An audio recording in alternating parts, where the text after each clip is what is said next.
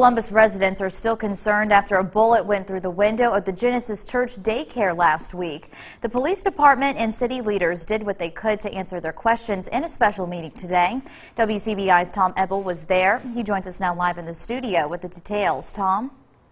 Emily, Mayor Robert Smith, Ward 4 City Councilman Marty Turner, and Interim Police Chief Fred Shelton held the meeting to give parents, teachers, and residents the chance to talk about their concerns.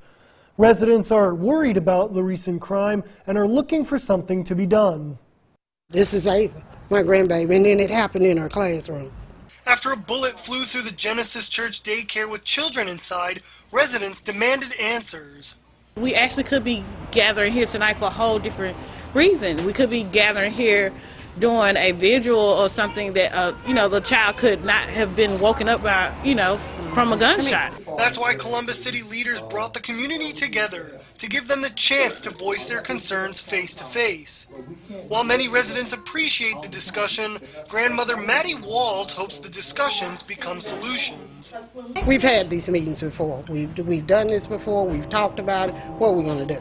We got to do some action about it now. We can have all the meetings we want. If you're not putting any action behind it, then what's going to happen? We have increased patrols in this area. We're having an officer here when the daycare center opened, and we're having one when the daycare center closed. Interim Police Chief Fred Shelton says the department is doing all they can to keep the community safe. He also says the department relies on the people to help solve these crimes. We need the citizens of Columbus, which are the eyes and ears when we're not there. So when we form that partnership and you trust me enough to say, hey, there's a crime that occurred in my neighborhood and I know this. Shelton also hopes residents become more active when it comes to providing information. As one parent said, we want to empower the community to pick up the phone. If you see something, report it. If you hear something, say something about it. City leaders will also look into extra lighting around the daycare's area.